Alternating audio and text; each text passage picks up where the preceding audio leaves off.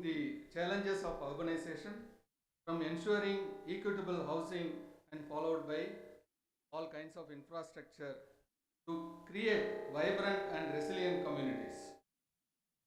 At the School of Planning and Architecture, Vijayawada, we have long-standing tradition of celebrating these important milestone events as they align perfectly with our commitment to education, research, and outreach in the field of urban planning and design.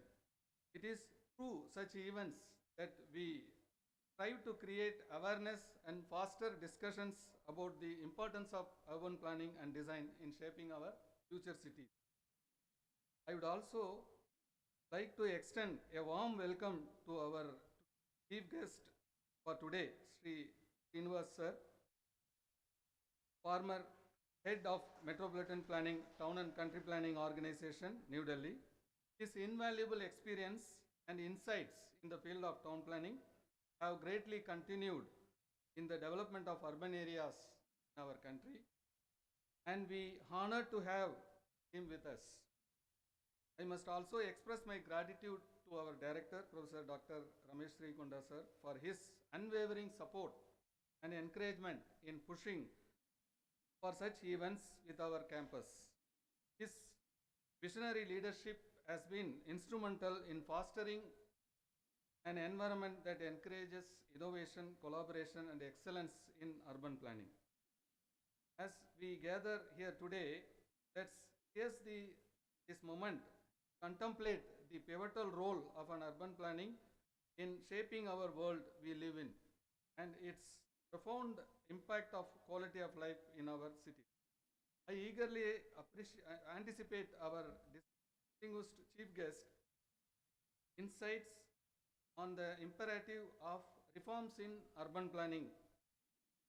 Today's lecture, and I encourage all meaningful discussions, share your ideas, and inspire one another to continue work towards creating better and more sustainable and inclusive for all. Once again, a warm welcome to all of you, and let us make the World Town Planning Day celebration at SPAV an event to remember. Thank you.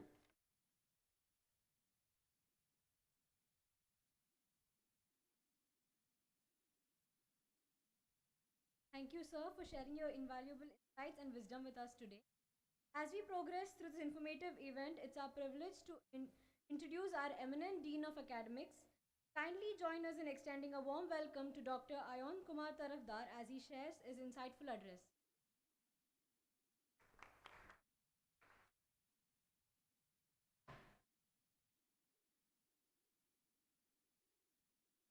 Good afternoon, all of you.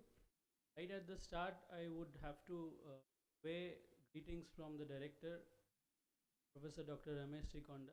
Called me hours back, specifically convey to all of you greetings for World Town Planning Day, and particularly he expressed his gratitude to Srinivasji for coming all the way from Delhi. He was supposed to be here, but because of an urgent meeting called by our own ministry, he coming back tonight. So greetings from him at the start. And we know today World Town Planning Day has a theme: learn globally, apply locally. It's an interesting theme, which I think we all keep on doing that in our studios and in classrooms. Look at various papers and case studies across the world and try to apply it in. So this is now acknowledged as a theme.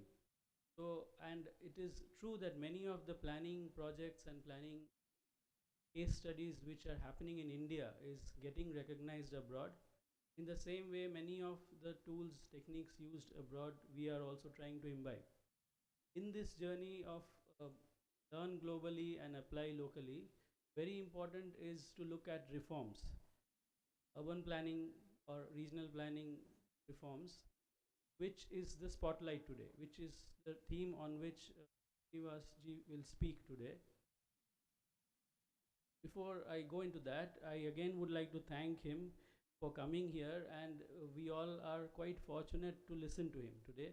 There are two reasons. One is because of his decades of experience in the field of planning, as a planner, uh, in one of the highest ranks in TCPO in Delhi, working closely with several ministers related to urban development and IAS officers, and actually being instrumental in shaping many of the standards and policies and regulations which we refer. He's a man who's behind all those, and still right after retirement now he's still a senior advisor to Ministry of Urban Development. And not only that, he is very closely associated with all the three SPAs and the IITs in the departments of planning. In SPA Delhi, I think he's a regular visiting faculty. Every semester he goes there, and a very popular faculty amongst the students. So, and here in SPA Vijayawada, we also have a good association with him. Right from the initial years, he's come here as our board members to develop a syllabus before the PG courses started. When we were thinking of which PG course to start and how to frame the syllabus, he was there at important stages. So thank you for coming, and today he'll be sharing from his experience, I think not the academic one, but the experience from the profession, which will probably help us understand how and why urban planning reforms is important to adapt to the changes happening globally. So with that, I would close my thoughts, and I welcome all of you and thank all of you to come listen to him.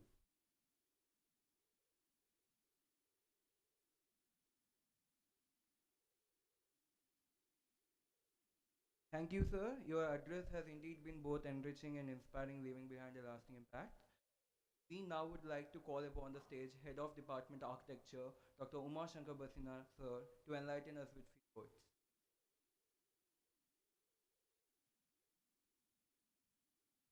Good afternoon, one and all. Um, um, for the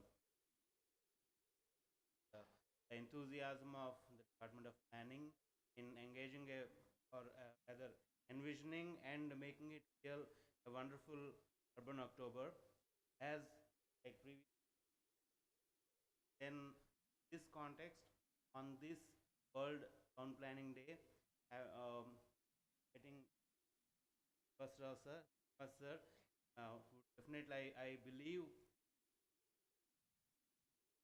immensely help really further learning horizons, full advantage of.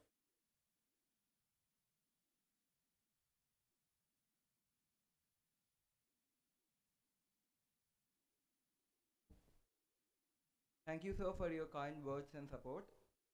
It is our utmost honor to welcome Sri R. Srinivas, sir, a 30-year veteran in urban planning, holding a post-graduation in urban and regional planning from IIT Kharagpur, a professional master's in urban planning and management from ITC Netherlands.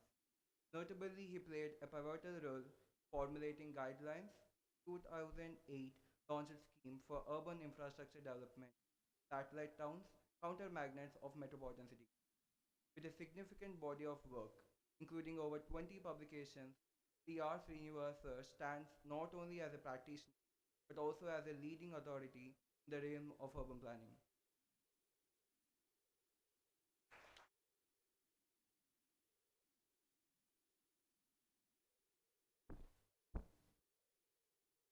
Professor Ramesh, Director S. Adinara, Sir Sir Uma Shankar, Architect. It's an honor actually. It's an honor to be with the students and all the faculty members. I consider myself privileged. I'm involved in the activities, all the space. So today I'll speak on urban planning reform, latest in of Ministry of Housing and Urban Affairs. Just to give a background, I don't know how many of you actually saw the text of budget. Find anything special in budget? Are you aware of that last year budget? Are you able to listen to Honorable Finance Minister what she said? Any one of you? Any B planner? So the budget speech 2020, first time in the history of entire budget that urban planning was explicitly mentioned. So in that, the thrust was that state should take up the urban planning reform. I'll explain about the urban planning reform. Then behind why Government of India, Ministry of Housing and Urban take up these reforms and sensitize the state, implement these. Then in the budget speech, it was also mentioned that of Housing and Affairs will support 5 center of excellence. Each center of excellence urban planning will get around as an endowment fund. And these center of excellence will have to really work government as well as state government. So the assessment has been done and results will be out. Then enhancement in the allocation. Not that that urban planning reforms, if they take up the states, they are going to get financial incentive. So this is backed by incentives, but of course there are certain riders that if state performs, the states implement the reforms, they will get the money. If they don't perform, if they don't submit, they won't get it. So it's all outcome based, it's performance based. So I'll start my presentation.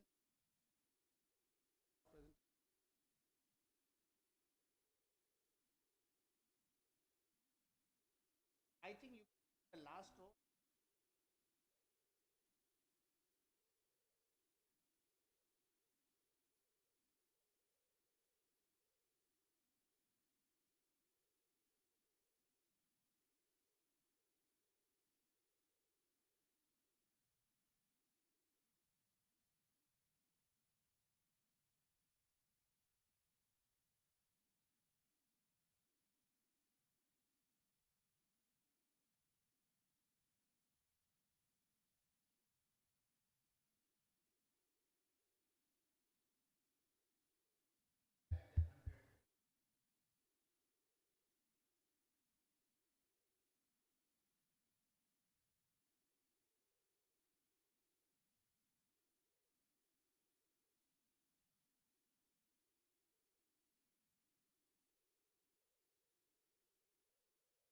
Azadi ka, Amrit ka.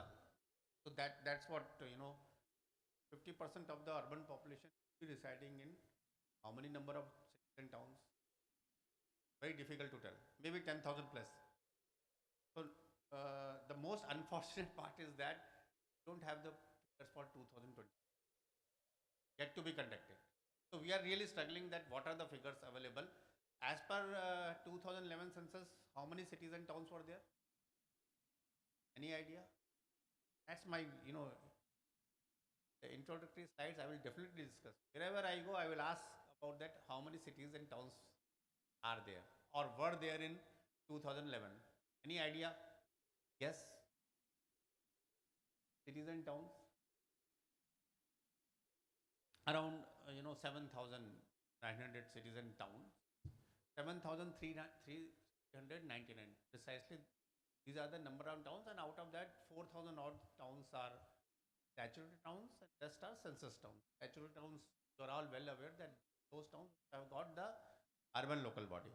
So it's a huge, 50% of the total population in 2051, say 2051 census conduct, it will be around 80 crore.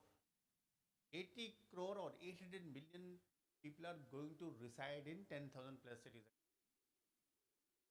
So how we are going to ensure the basic amenities, urban infrastructure 10,000 plus, it will be a huge challenge.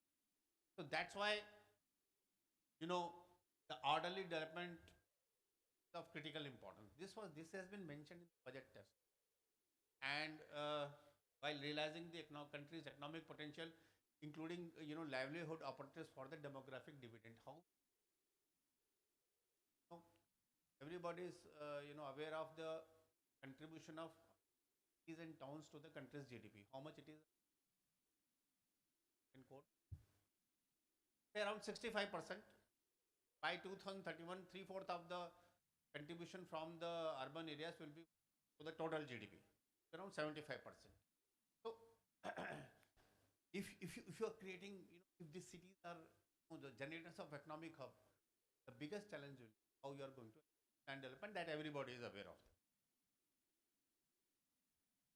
Now, how mega cities and hinterlands, Ayanda was mentioning about the regional plan, whether these urban planning reforms also speak of regional plan, that also has to be explicitly. It has not been mentioned about the regional plan, but the moment you talk about mega cities or even metropolitan cities, we want that every metropolitan city have a region. Every metropolitan city should delineate its metropolitan region. You kindly visualize, if you delineate a metropolitan region of how many metropolitan cities we have? 53 million plus cities or metropolitan cities. If every million plus cities delineate its metropolitan region and put on the map, just see how much geographical area of the country, how the decentralization of economic activities will start once you delineate. But right now, two cities have delineated their metropolitan region. They have the metropolitan region. The latest one is CMDA, Chennai Metropolitan Development Authority. They have increased their jurisdiction to 5,000 square kilometer, and accordingly, they are going for. Of course, they are saying they are going for latest master plan, but I have advised them that better to a metropolitan plan. So it's important that lot of cities, 2021 census, lot of cities have more than 5 billion population. So definitely the focus will have to be there to prepare a metropolitan region plan. Now again, once you talk about huge hinterland, the role of tier 2 and tier 3 cities also becomes very important. Why it becomes important? What were the experiences in COVID? What happened in COVID? Lockdown. So there was a concept called where you were working in COVID. Work from home. So now work from home to work from anywhere. If all the urban settlements, if all the gram panchayats are connected with the optic fiber, absolutely there will be. If you have a very high speed visual and the audio visual data transfer, I think you can work from it. So that's why when you have a IT, you have certain cities becoming the hub of IT. Why not tier 2 and 3? There is a work from anywhere concept. You can work from anywhere provided you have got very fast connectivity. So this tier 2 and 3 or what we can say small and medium towns also have got will have a huge impact, and with the competitive real estate prices, I mean rather relatively less prices on the real estate, this tier 2 can also see lot of growth in future. Now, of course, you need to reimagine our cities into centers of sustainable living with opportunities for all, including women and youth. Gender sensitivity, how youth can really play an important role in country's economic development with lot of the what we can say the kaushal, that kaushal because skill upgradation. So that is the what Honorable Prime Minister is also insisting on, skill upgradation for the youth. Can we go to the next slide, please? Now, just previous. So there is a very good statement that urban planning cannot continue with business as usual approach. We plan to steer a paradigm change. Now, how this paradigm change will take place, that has to be seen. This is perhaps some of the sentences framed by me also when we were giving the draft text to the finance minister. Some of the sentences were drafted by me. Next, please. This is a letter. During 2022 budget, 6,000 crores rupees were allocated for undertaking the urban planning reforms. In 2023-24, the based on the response of the state government, the allocation has been increased to 15,000 crores to implement these urban planning reforms. Next, please. I have been given only 30 minutes. I have to accordingly manage.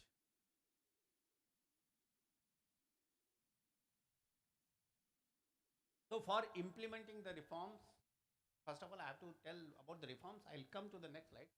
So these were the three groups according to the proportion of urban population. They have been categorized. These are all large states. Group 1 are all large states. Group 2 is the relatively smaller state, and Group 3 is mostly the northeast states. So these were categorized. Now, next slide, please.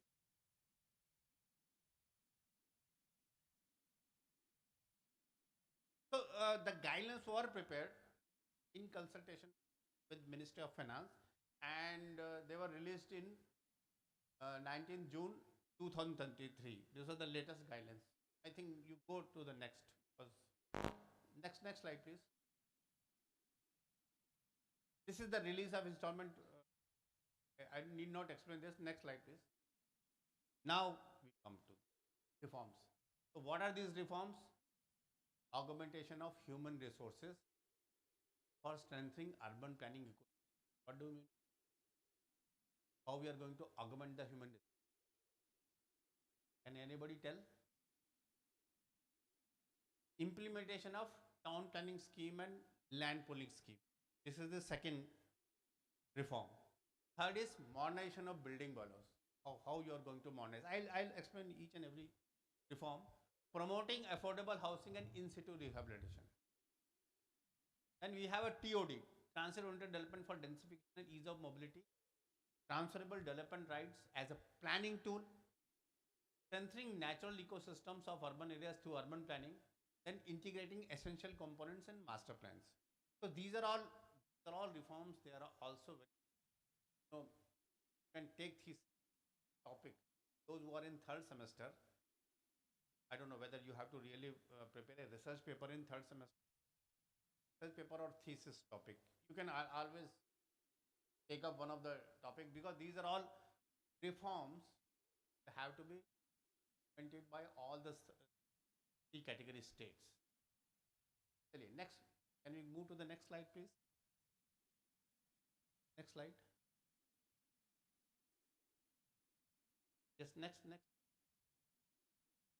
Now, what is this augmentation of human resources for urban planning system? Kindly see A, B, C, A1 and A2. Just see sanction of posts of planners, which include some of the professionals like hydrologist, geologist, environmental planner, economists, transport and mobility planners. Completion of recruitment of at least 50% of 50% of vacant posts already sanctioned on regular basis. So, if the state government take steps, fill up the post, 50% of the post, the group 1, you said a group 1, group 3, initially I have shown that if they fill up the post, they can get 100 crore rupees. Huge amount of money is available, 100 crore rupees.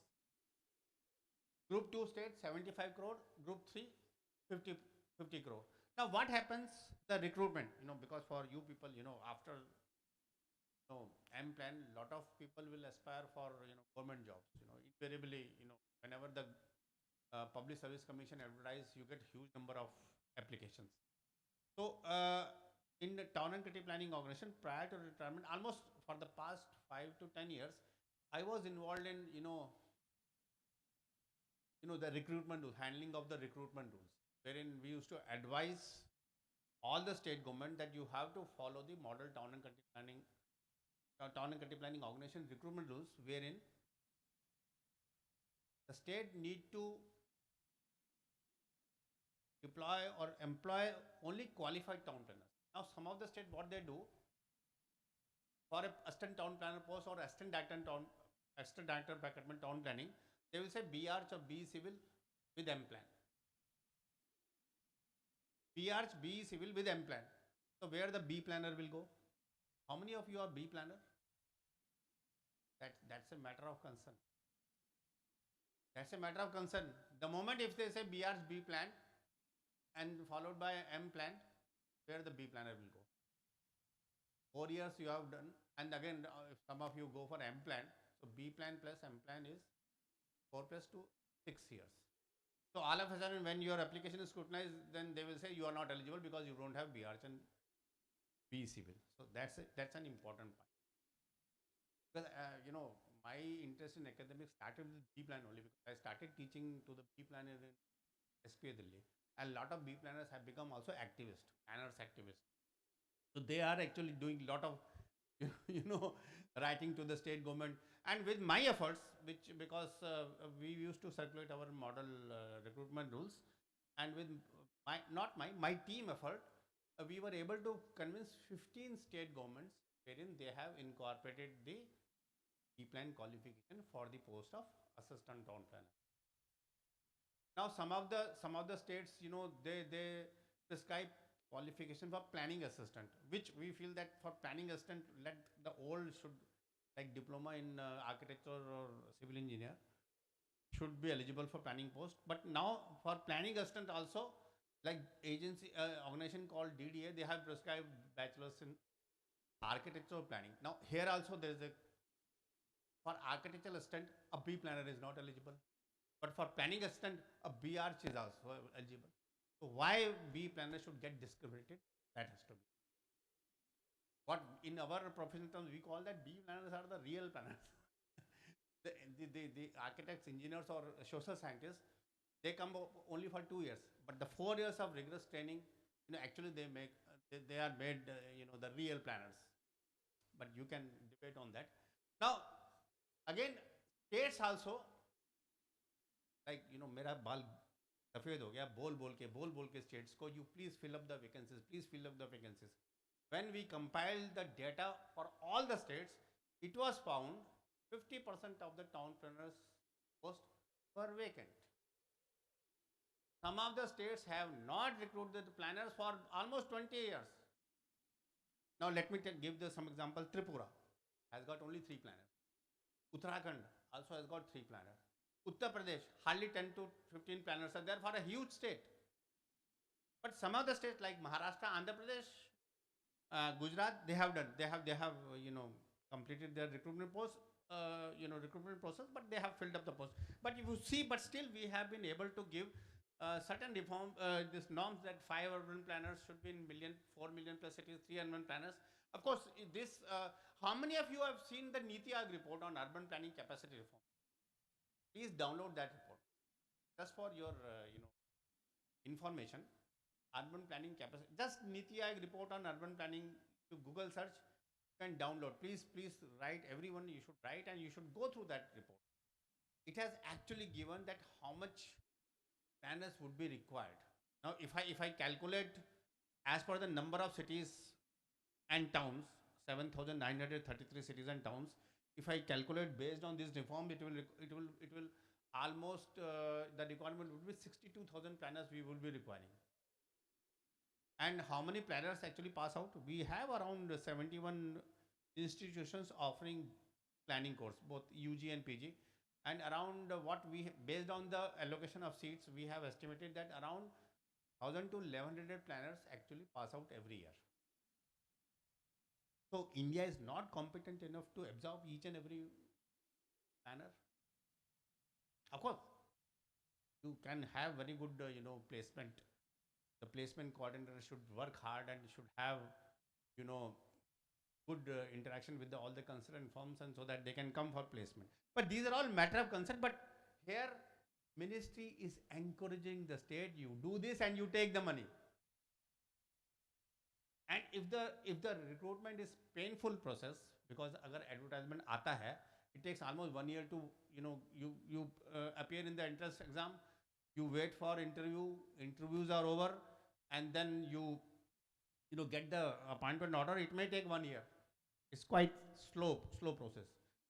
So if the selection or the appointment of planners is a slow process, So even the states have been given freedom to hire on contract basis. अब देख लो group one, for 1 crore incentive for hiring one planner. So if they hire 50 planners, 50 crores you take. So these are all, financial incentives.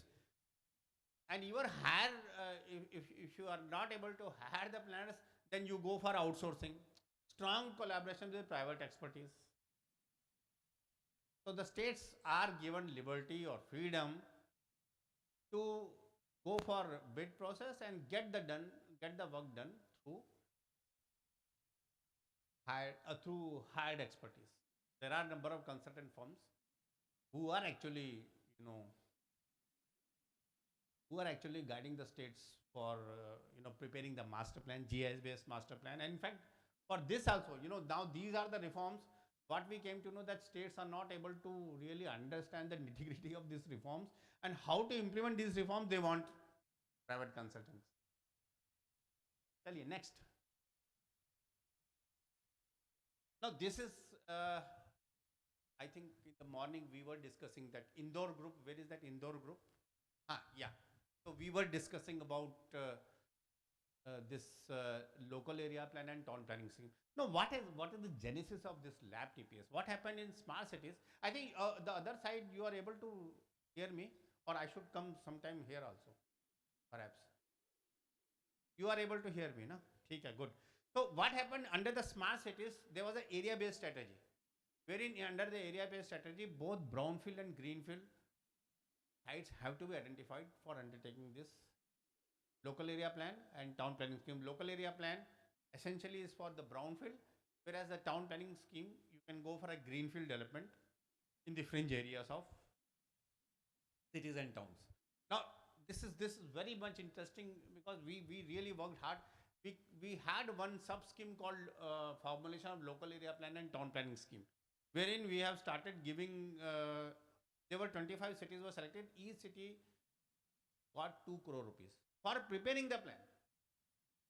But they will have to leverage all the technologies. If they can go for drone-based mapping, let them go and spend 2 crore rupees only for preparing this local area plan, not for the master plan. For master plan, GIS-based master plan, you get 90 lakh rupees. Here we were so liberal, we gave 2 crore rupees. So now the point is that how the bottom approach, what we were discussing about the indoor, what is the theme of this World Town Planning Day? Think global, act locally. Now this local area plan and town planning scheme, actually it gives an opportunity wherein you can have an intense stakeholder consultation at the local level. For local area plan, you can delineate, you can have 4 or 5 wards and you can delineate a local area. And accordingly, you can, you can map those areas which are conducive for redevelopment, which are conducive for retrofitting. These are the two components of the local area plan. But only thing is that the redevelopment, it's a difficult task. It's not easy until unless you discuss with the property owners and landowners, wherein you have to convince that if you go for redevelopment, it will be a sort of a win-win situation where once you go for redevelopment, you ensure plan development, you ensure all the access to the basic facilities, and accordingly the land prices appreciates. This is also for the town planning scheme where through land pooling, you go for plot reconstitution and then give all the benefits. The moment the owner agrees, an owner surrenders certain proportion of land and then you reconstitute the plots and give the benefits. Maybe you can give the benefit in terms of, depending on the, the surrendering of land, you can offer incentive in terms of higher FSI. So this is also very ideal. Here also, now what happened when we were actually, advocating for lab TPS, we found that a lot of states do not have any provision of preparing the local area plan and town planning scheme. A city like Delhi, they prepared 33 local area plans. Both discussion hua, SP Delhi also got assignment, lot of discussion, bulaya, ward councillors were called, citizen resident welfare associations, this one, community building organizations, all were called. For discussion hua, ultimately when, what is the next step? Once you prepare a plan, what is the next step? आप एक ने draft plan बना दिया, what is the next step?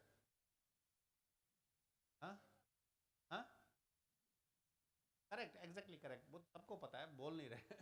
The next step is to invite objection suggestions. After detailed deliberations, सब देख लिया आपने, then you'll have to up for final approval. Once it is approved, then it is as per the provision of the either Town and Country Planning Act, Delhi Development, any Development Authority Act. Now, what happened? The local area plan were prepared, but there was no provision of notifying even the notifying of local area plan for inviting objection sessions, not to talk about the final notification. So, since there was no provision in the Delhi Development Authority Act for preparing the local area plan, it remained in shelf. All 33 local area plans remained in shelf. Now students, they use for that reference, but it was not at all operationalized. So once you notify the plan, and then only the plan gets operational. Now this is here also you have the incentives. Even if there is no legal framework, you get 150 crores. Now state should revisit their Town and Country Planning Act, put the provision of all the preparation of all the plans. As per the hierarchy, Metropolitan Region Plan, Master Plan or Development Plan, Zonal Development Plan, and then Local Area Plan. So these all provisions have to be incorporated in the Town and Country Planning Act. But based on this, because last year also this was a reform, lot of states have initiated. Latest is Tamil Nadu Town and Country Planning Act, which has been thoroughly revisited, and the provision of preparing the local area plan and town planning scheme have been incorporated. So incentives are there. States with legal framework in place have sufficient experience in, so they get 25 crores. But to begin with, the state should notify, rather amend their TCP Act to incorporate the provision of local area plan town planning scheme and get 150 crores. Just to incorporate the provision, you get so much of money. Next, please. Next.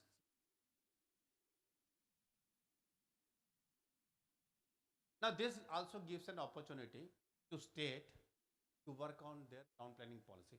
Now, this is a township policy rather. Now, is there any national urbanization policy? कोई national urbanization policy है? Is there any national urbanization policy? Is there any state urbanization policy? Can you give an example? Any national urbanization policy? Is there any national urbanization policy?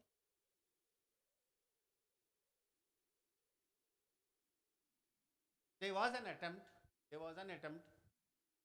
have a national urbanization policy way back in 1988. At that time, the planners were so active. Daily SPA, daily they used to have workshop. Oh, there is a national commission on urbanization.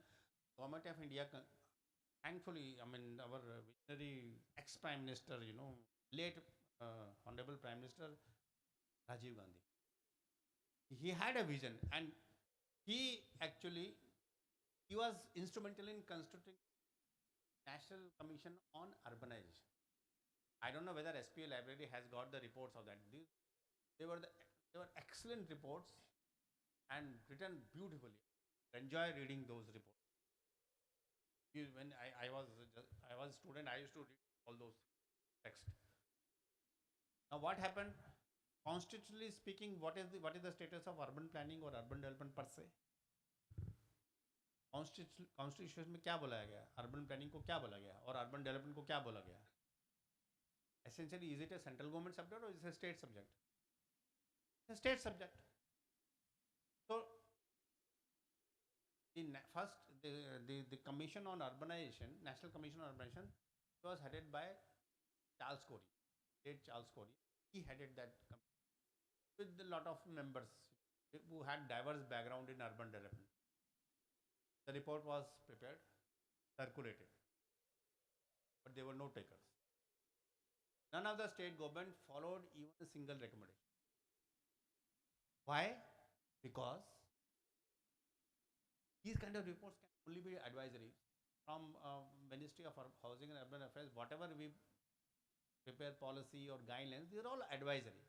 Ultimately, state governments have to adopt as per their conditions, local conditions. But none of the state government really complied with the recommendations of NCU, and detailed analysis that identified map generators of economic momentum, gems and spurs. You can get copy should read that. But because I mean urban planning is state subject, no state really adopted the recommendations of that report. Now, here what this is an opportunity. We had a lot of discussion. We also had a national urbanization policy framework. Please write down NUPF, National Urbanization Policy Framework. The moment you search Google, you'll get the entire report.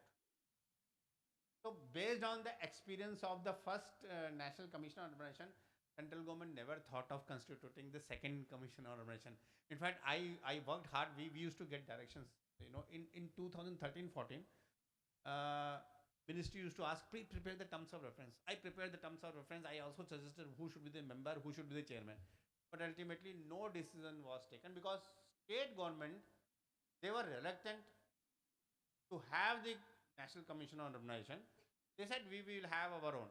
So in 2018, we came up, or rather, Housing and Urban Affairs came up with the National Urbanization Policy Framework. NUPF, please download that report. It's available in NIU website. So there, what ministry decided that it should be only an advisory document. They have prescribed some sutras, 10 sutras. What should, how city should grow, what could be the growth pattern in the metropolitan perspective, how city should become the self-sustainable entity. A lot of sutras were prescribed, and it was decided that this will be an advisory document. It will be a sort of a template wherein state can refer this document and can have their own urbanization policy. Now, how many states have actually have the urbanization policy? Any idea? How many states have come up with their own urbanization policy? In fact, 2 states had attempted. One was Karnataka and another was Rajasthan. But again, the report remained advisory. But the latest one, Government of Kerala has constituted a committee to work on state urbanization policy. If Kerala can done, I think it should be a role model to the other states where they can have their own policy. So this, now, rather than having an urbanization policy, what we have prescribed that the state come up with their township policy. So they should clearly highlight what should be the, how they foresee the urbanization in next 20 years. Those things should come. Whether you go for redeveloping the existing city or you can go for new greenfield township. It depends, at the same time, you also have to ensure that there should not be conversion of fertile land. Not that you keep on acquiring the land and township after township you go and plant. So here township policy, even if they if they notify, they get 50 crores. If they policy under implement, if they prepare, notify and implement, they get 100 crores. So every state, if they come up with the township policy, they are going to get fund. ये policy बनाना है, policy बनाने के बाद उसको implement करना है. You have to implement that. If they demonstrate, take the money. Now, acquiring land for roads using urban planning. This is also, once you go for, once city expands, what is the critical factor? How you ensure? Because your assignments through your studio, you must have observed that the moment you start moving out of the city, you will see a lot of fringe areas actually subjected to organic growth. Now, virtually there is no enforcement. Private developers, they come, they may negotiate with the farmers and they have their own layouts. And then, the building comes up, and then city authorities, then if they say that the buildings have been constructed in violation or in contravention of rules, there is no layout plan, and then still building plan because building has come. Because building plan always have to be approved if they are referred to the layout plan, where in the layout plan where your buildings is there. So here also, what has happened, even if you go for town, when the city expands, if you ensure roads, you acquire land for the roads, and then accordingly you go for land pooling or town planning scheme. Now this is also a very good topic. In Gujarat, which is one of the successful states where they have implemented the town planning scheme. In Delhi also, we call it as a land pooling scheme. Everything is prepared, but it is yet to take off. Now this becomes a very good thesis topic. Like you can say town planning scheme, a case study of Gujarat and Delhi. You compare why Gujarat is successful or why Delhi is not been able to do. In Gujarat case, in the town planning scheme, there is more pronounced role of government agencies, whereas in Delhi Development Authority, in their land pooling scheme, they have given role to the private developer, a developer entity. He will negotiate with the owners and he will assemble the land or reconstitute the plots. So this is, those who are in third semester, please give a thought to this, so that would like to take a thesis talk. Next, please. Now, what do you mean by modernization of building dollars? This has also become a very, what do you mean by efficient land use? What is how you will say that this city has got an efficient land use? How you can tell that? कुछ तो बोलो यार मैं थोड़ा सा I feel bored that if I keep on I need some feedback from you like or whatever but how you will define a city has got an efficient land use. Do you think that by removing the setback conditions will you have more land under the public realm? Say for example commercial properties. Let us take an example of commercial properties. If the commercial properties are abutting the arterial load or sub-arterial load and you don't have a setback conditions, the properties are abutted on the road. So if you have setbacks or if you remove the setback conditions, will it provide space for pedestrian, space for cycle? That's a matter of research.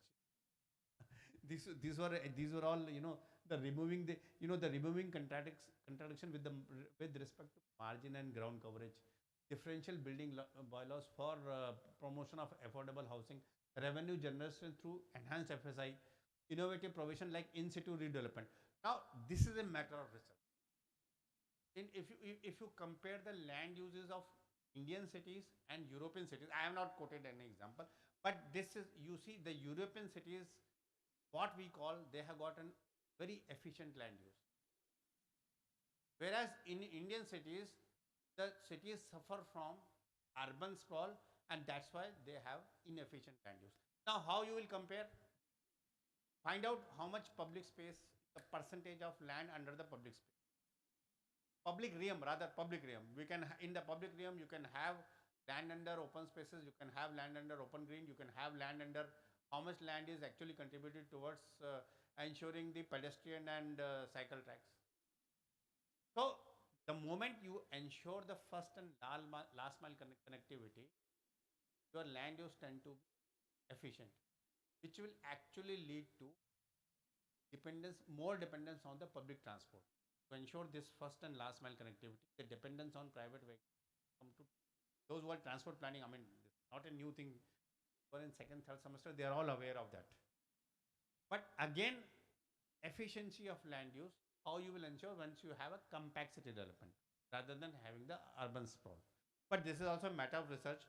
Somebody can really take a research on this or thesis topic that by removing the contradiction of building bylaw, what are the contradiction of present building bylaws and how you will remove and how you can actually ensure efficient land use. That is a also topic where you can do lot of, then identify certain stretch of a city and find out if I remove the this one setbacks, I will have more land under this public realm. So it's a matter of research. And of course, now what is going on? Let us thinking that transport planners very well aware of the transit-oriented development.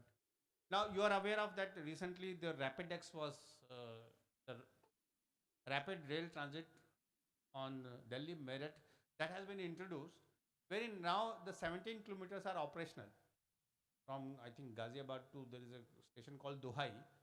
So all of a sudden, there will be an impact. Now under that state, most of the states are actually going for TOD policies where they are prescribing higher FSI along the transit corridor. Now it's also a matter of research. Now what happened, you are all aware, Government of India has taken a decision that every billion plus cities can go for metro rail. Okay. Now, this is also in a matter of research in India. What has happened? The metro rails have come, or the metro corridors have been identified when the city has already reached to a saturation point. Now, what do we do? At one, I mean, in the metropolitan region perspective, we say that you need to have a decentralization of the economic activities. But here, the moment you bring in TOD, where you will have along the transit corridor, you have the provision of mixed use, will it lead to centralization of economic activity? Or I mean, that is a matter of research. Because in a lot of DDA meetings, I used to say that actually you are going against the concept of NCR, wherein you are actually, intensifying the land use along the transit corridor. So you will have enhanced density. You will have to you go for enhanced FSI. You are again leading to a lot of concentration of economic activities when you ensure mixed land use. I mean, this is a matter of debate. I mean, it has to be backed by a research. So that has to be seen. And of course, lot of, I mean, within the building, but here also you have, if as per these, conditions, if state government take the step, they get the incentive, 75 crore rupees, if provision is not in place. If you amend the bylaws, then you get the incentives. Now, special building bylaws for hill areas with focus on, more of a, the conservation issues, because lot of hill areas, you are aware that they are all in seismic zone 4 or 5, or 4 is the highest. So there also, there are no specific bylaws. So state has got the bylaws, but somewhere specific bylaws for hill areas also have to be seen.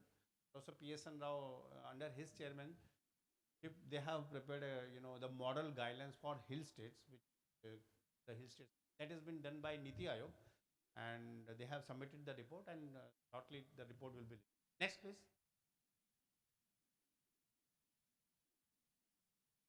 So this is also very much important. Now, promoting in situ slum rehabilitation. Is it possible that wherever the slums are, I mean, you can map the slums. Is it possible that every slum can be in situ rehabilitation can take possible?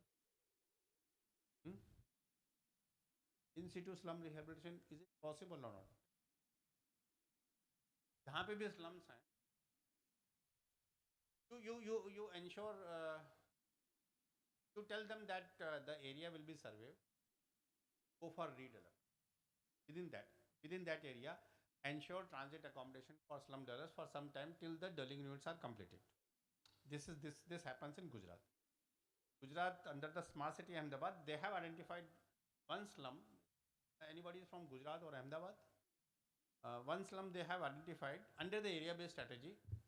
What they have done, they have convinced the slum. I mean, they have undertaken the survey, and what survey they have asked the slum dwellers that do you want to have a redevelopment here only?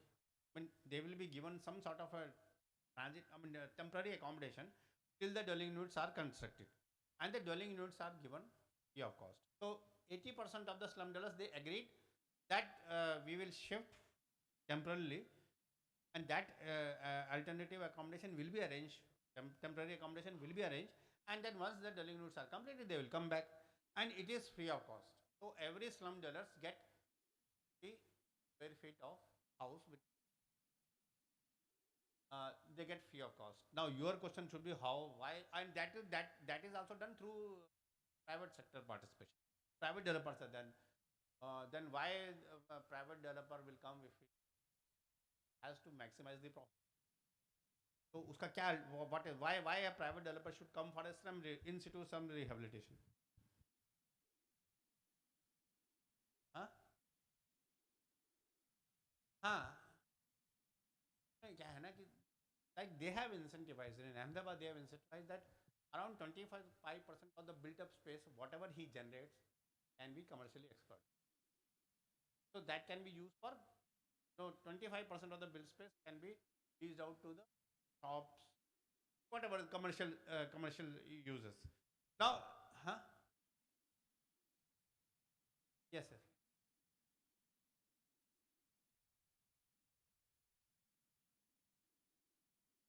That is under PMAY. I am telling about the efforts of Municipal Corporation of Ahmedabad. Now 20% of the slum dwellers, they didn't agree. They said that we will not. We will be here only. We don't want any pakka structure. So what was the reason for that?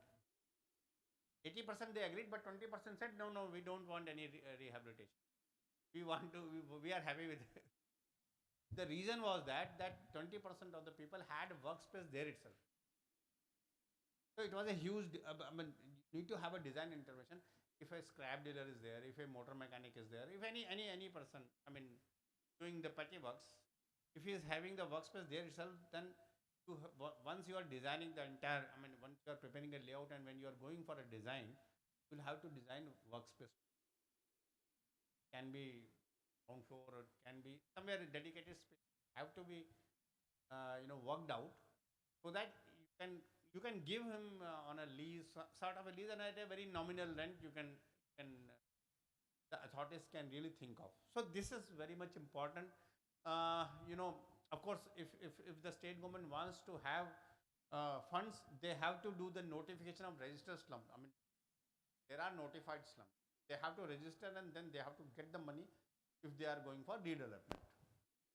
And then listing of beneficiaries and number of dollars. That's very much important. So you have to decide. The moment if you notify slums are there, the moment if you start listing of beneficiaries, all of a sudden you say there today there are 5,000. All of a sudden that 1,000 people have also been added. So this has to be done very meticulously, where you need the biometric details. You also need to take that details since when they are actually residing in the slums. So again, awarding the tender for redevelopment of slums, shifting of to slum dwellers to temporary houses, all this, you have funds for that. Next, please.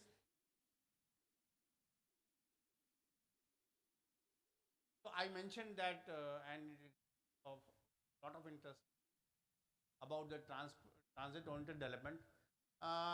Invariably, it has been decided. Once the cities are going for any, whether it is BRTS or RRTS or MRTS, invariably they will have to go for transit-oriented. And states are being encouraged to prepare TOD. We have a national TOD policy. Wo hai. I was telling that national urbanization policy never was. But the national TOD policy, based on that, the state governments have come their own respective TOD policy. So if they have a TOD policy, they can get 10 crores. If they have a differential building bonus for densification and mixed use, then also they will get 10 crores. Notify the corridors. Notify the corridors for intensification of land uses. So once you are going for TOD, invariably you have to ensure the provision of mixed land use regulations. Then you need to prepare if you want to densify the corridors, how you will densify the corridors? Prepare local area plan for densification of corridors. How it is possible when you have a transit nodes for every station, you are actually. I will also get sleep. Okay, you can sleep, but you should at least listen. This is the common. In morning tomorrow 9 o'clock I will have a class. Hardly 5 out of 35, 5 students turn up. So 9 o'clock, 9, 10, 9, 20, 9:30. Sir, may I come in? Please come. So half the class will be sleeping. That is planning technique class. So somehow, at least people have started laughing. I feel very happy. So it happens, Doesn't matter. Doesn't matter. But the person who is speaking side, he thinks that the lecture is becoming boring and people are actually started sleeping. Doesn't matter. But you can sleep, but you can at least open your ear. Just listen. Because this is very much important, conducting for our young professionals. I am assisting high level committee. So we asked, are you aware of Niti Aayog report on urban planning? Are you aware of this high level committee? None of the students, the two ladies who were selected, they could give the answer. And Niti Aayog is also, it's a prestigious, institution where now with lot of efforts, I force them, you take planners, why you are taking MA Economics and MBS? You please take planners. Now they have started, lot of my students are there. वो मैं phone कर देता हूँ कि यार कुछ भी करो ले उनको, वो हो जाता है. somehow it clicks. Sometimes it clicks, but वो हो गया click. Because in smart city fellows, I don't know whether you are aware, Ministry of Housing and Urban Affairs used to give advertisement for smart city fellows, very prestigious, around 60 to 70,000 rupees. तो उसमें मैं selection committee I was there. So I used to ensure that to the maximum I must select planners. And the chairman of select committee, why yaar ye planner? मैंने कहा sir, a planner can do the task of an MBA, but an MBA cannot do the task of planner. ये मैं हर class में बोलता हूँ, हर जगह बोलता हूँ. So that is true, absolutely true. You know, I was so agitated. You know, I was nominated as director to the board of directors of Smart City Ahmedabad. So there again, that's PwC, Deloitte, all they are coming. I said, wait, to understand, can you tell me about land use? Sir, we are more interested in MIS. अरे भाई MIS छोड़ो यार, पहले the very first meeting was Smart City. There is an apex committee. The very first meeting, I was agitated. So I wanted to raise hand, but they were not allowing me. So I said, sir, can you give me some time to speak? So you are from that, at that time the secretary was new. So he said, you TCP ho na, town planning na. अरे बोलते बहुत हो यार, you speak too much. That was the answer. I said, please give me 1 minute, I will tell. Said, cannot ensure plan development, there is no question of smart. अगर आपका plan development, if half of the city is organically developed, what sort of smart cities you will ensure? The impact क्या हुआ?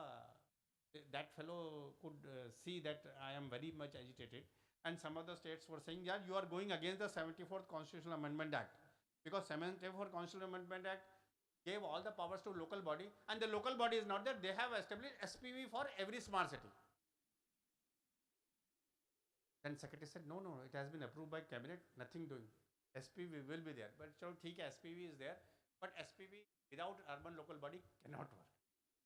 So Ahmedabad is one of the progressive cities. I could get lot of information, lot of experience I could gather from interaction with the Ahmedabad Municipal Corporation. But there also I used to shout, why you are not taking planners? Now it depends on us, our planning fraternity, how we should do our outreach, depends how we develop ourselves, depends how we are visible. Very much important. जितना visible होगे उतना आपको ज़्यादा फायदा पहुँचेगा. That's all. Otherwise, unfortunately, the government organization like called Town and Country Planning Department, they're all subordinate organizations. So they have to virtually work as per the direction of the bureaucrats who is sitting IS, who is either he is a municipal commissioner or he is the, some of the states, we don't have chief town planner. Madhya Pradesh, is in Chhattisgarh, for that matter Tamil Nadu. There is no direct, I remember 30 years ago, we used to have a director town planning, Tamil Nadu. He used to be qualified town planner, and that post has been, Puducherry also, that post has been now is being held by IS. Similarly happened 2 states, Odisha, Jammu Kashmir. Jammu Kashmir chief town planner he was my actually batchmate. He got retired, I also retired, and he was replaced by an administrative, Jammu Kashmir administrative services officer. And the person who was supposed to get promotion, he got agitated and he went to court. So that's what. And similarly in Odisha also happened, the chief town planner was replaced by an administrative officer. Now in our professional circle, we are discussing what is this. No, it depends on whosoever the heading the organization, he has to be very, थोड़ा diplomatic भी होना पड़ता है. Bureaucrats को, यहाँ तो कोई bureaucrat नहीं है, so I can tell that when you want to get the work done from bureaucrat, गधे को भी बाप बनाओगे. But I was unsuccessful in one task because I prepared a bill called Town and Country Planner Bill draft on the lines of all this advocate bill, Council of Architecture bill, act. On that lines I prepared that. I tried my best. I gave a number of time presentation, but it has gone. It has been late to the rest. I don't know when it will get revived. So if that had become the reality, in fact, it was discussed in Parliament also. Finance Minister wrote also something on that, and in fact, even our minister also went through. I mean, he read that thing, but no decision was taken. had that become, if this that becomes a reality, a bill is converted into a Town and Country Planners Act, it will ensure that whether it is in private sector or government sector, only qualified planners will be eligible for the planners post. Whether in private sector, in NGO, or in multilateral organizations, wherever. So that was somehow I could not. I was tired, giving presentation after presentation, presentation after presentation. That's a, I mean, but they had not included that thing under the reforms. अगर वो लिखते ना कि town and country planners bill भी reform में होता, they did. And NITI Aayog report also recommends. अब NITI Aayog report जो हमने बनाई थी, in fact, I was discussing with the faculty members. That was the first attempt at the central government level where a comprehensive report was there, which actually looked into the problems and prospect of the urban planning profession. उसमें academics का भी discuss किया था, उसमें profession practice का भी discuss किया था पूरा. Please go through that. It's a very interesting report. So they used to call me Niti Aayog, and I used to give all the inputs. Like nobody had the data on master planning. तो master plan का data आपको कहीं नहीं मिलेगा. Only TCP में मिलेगा. I had painstakingly I had prepared the data, and also the how many sanction post and how many filled up post. पूरा data उसमें था मेरे पास, and that was incorporated in the Niti Aayog report, and the recommendations which we prepared, उसमें one of the recommendations was that you need to have a all India town planner services. If you have, you have engineering services, you have economic services, you have geologist services, why can't we have a all India town planning service? If you have that town planning services, you may say that it's a state subject. How is a person, from North India can work in Kerala? But bureaucrats also, IAS officer, he will, if a person from Punjab, if he works in Kerala, in 1 year he will be fluent in Malayalam. I have seen in Tamil Nadu, most of the work, that Anshul Mishra, he is a fluent, the chief secretary of Tamil Nadu, Mr. Shivdas Meena, under whom I worked for 3 years, he is now more of a Tamilian than Rajasthan. He when he will start counting the wonder and the mood, he will say like that. So it depends, but another disadvantage, just I want to tell that every state, they have their own policy, that domicile is there. Punjab Public Service Commission may, if the post of 20 town planners comes or 50 town planners come, they will say the written, you should qualify that test in Punjabi. So you should be able to write Punjabi. So it's next to impossible. A Tamilian cannot get a job in Punjab Town Planning Department. Or similarly, a person from Punjab or Jammu Kashmir cannot get a job in Tamil Nadu. So it's a this thing. That's why if you have a all India town planning services, then you can have. Then the central government will actually post all the town planners wherever the town planning vacancies are there. But this is more of an utopian thought. Again, the all India town planning service too difficult. It has to be. The decision has to be taken at the highest level, at the Prime Minister office level. Even if there is a proposal, the state government will oppose. They will say, why we should have. We have our own state town planning officers, and they are well conversant with the language, the local conditions, so there is no need. But how IAS works, वो तो उनका कोई problem नहीं है. Wherever they want to work, this we had proposed there is also a high-level committee on urban planning which I am assisting. In that report also, it has been strongly recommended we need to have a centralized services. We need to have a town and country planning bill, but it depends how ministry actually agrees to. Tell you next please. I think I have already taken 30 minutes. Sir, I think I'll have to. Yeah, TDR also. This also becomes a very interesting thesis topic. Now, as a planner, transferable development rights, you kindly think, those who are in urban planning 3rd semester, please think that how we can map, typically it's a transfer of potential from one place to another place. Is it possible? Can you map those areas? Typically we have the sending area and the receiving area. Is it possible to map that? How from the core area to the fringe areas, how the potential can be really transferred? This becomes a thesis topic, and this has become a reform where every state is thinking the transferable development rights. In this, Telangana, Maharashtra are the two states where really they have demonstrated. Telangana town planning department, they have also gone for digital, the digital transferable development rights. So wherein based on the mapping, they are actually ensuring through digital, all online. That is one of the steps. And those who are interested, you should definitely explore about the benefits of the town transferable development. That is it a tool wherein you can ensure a planned development. So here also, if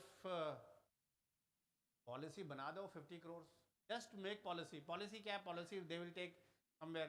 आजकल states क्या होता है ना? Of course they can modify, but lot of states they will copy paste. We have seen that lot of copy pasting has been done. So if you notify, you get another 100 crores. If you start practicing, then cumulative 50 plus 100, you get 150 crores. So these are all incentives. But again, incentives backed by, अगर वो किया है तो मिलेगा, नहीं किया तो नहीं मिलेगा. You have to show the documentary evidence. Township policy, if you are prepared, please give the copy of that. It's not that ये हवा में नहीं बात है. The state government have to give evidence that we have done this and we are going to implement this. And सारे states जितने भी थे सबको presentation के लिए बुलाया. 1 घंटे का presentation हुआ. All states, chief town planners and they, with their principal secretaries, they have made the presentation. Some other states have done well. Some other state like Northeast state, for them it is very difficult. Now Northeast state बोलता है मैं कैसे TDR करूँ? पता नहीं. How I can do this one TOD when we don't have any rapid, there is no transit. How I can have a transit oriented development? How I can TPS तो हो ही नहीं सकता कहते हैं. That the land pooling, because most of they have certain tribal regulations, land regulations. They have total private ownership, wherein it is very difficult to convince the landowners to come for land pooling. But some of the states like Sikkim, Assam, and Manipur, they are making some progress in that. But it's tough, बोलने से नहीं होता. Central government बोल दिया हो गया. To ascertain the local conditions, you should know कि भी कितने planners हैं. मणिपुर में अब 4 planners हैं, वो पूरे state का क्या करेगा बेचारा. And lot of state town planners, they are actually engaged in litigation. ये कोर्ट केस है. हरियाणा में देखो town planners, they will go, अरे भाई मुझे कोर्ट की हियरिंग है, I have to go there. Then he forget about the development plan. And again, this development plan methodology also varies from state to state. Haryana will have 10-page development plan, whereas some of the states, Madhya Pradesh, have gone comprehensive development plan. I used to argue कि 10 page का यार मुझे नहीं पता what is carrying capacity of your city, what measures you have taken for climate resilience, what measures you have taken for enhancing the the credibility of investments in your city. क्या मेरा city अगर मैं आपको 1000 crore देता हूँ, can you convert that 1000 crores 30,000 crores? I was discussing, मैं last year I was involved in first semester study of integrated. So I forced one student to prepare a financial capital investment plan and financial operating plan. We should not be allergic. थोड़ा सा ये finances जब सीख लोगे ना, if you ODP exercise, which city you have first semester, which city you have selected for ODP? Then an ODP exercise in the first semester, huh? But any second semester have they taken ODP? ODP, which city you have taken? Okay. Okay. What is the area of that? Total area. 468. It is around 4.6 square kilometer, na? You can do that. See, whatever the proposals you have to make has to be converted into DPR. So DPR mein you do the costing, make a capital investment plan. If your area development plan has got the prospective period of 20 years, 4 phase mein dal do.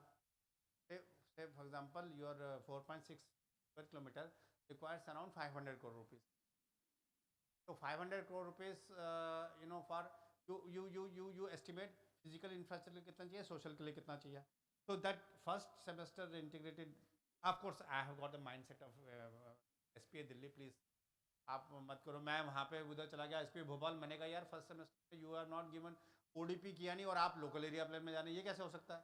First of all, you should understand what is master plan, and then you disaggregate master plan to zonal plan, and zonal plan can be disaggregated into local area plan. So sorry, I don't want to get into this thing because our faculty members are competent enough to decide and guide. But yeah, this you'll have to really have, you need to develop an understanding. अब आप that's what I said in the first integrated for एकता ना, मैं वही पूछा था where is that girl, I forgotten your name, then he said Ekta.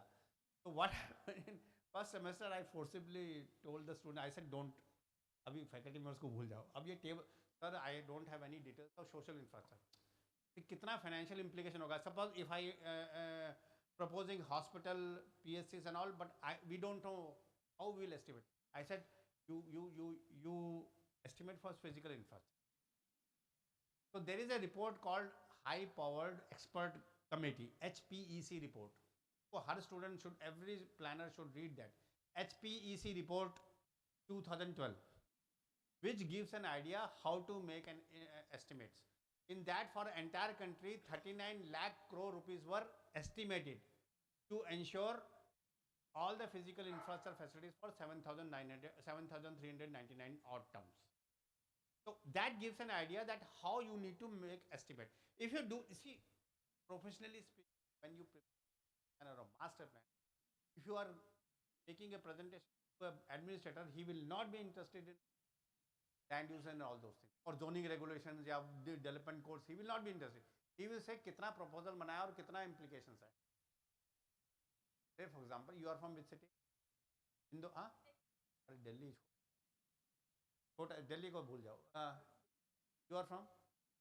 Huh? Vijayawada. So if I prepare a DP, I should know your municipal commissioner and the vice chairman of development authority should have an idea that how much in next 20 years we'll have to spend for augmenting this existing infrastructure or creating a new infrastructure.